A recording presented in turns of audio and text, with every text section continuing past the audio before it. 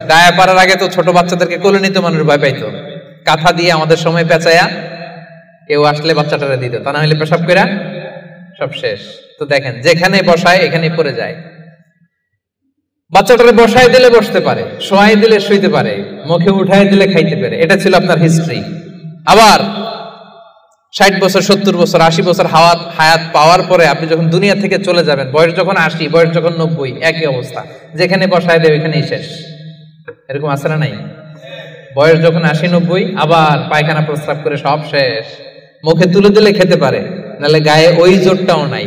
তো অহংকার আপনি পেলেন কোত্থেকে আমারে বলেন? আবার এই দুনিয়া থেকে যখন আপনি বিদায় নিবেন, যেই পোশাকে এসেছিলেন ওই পোশাকে আবার পাঠানো হবে, ঠিক কিনা?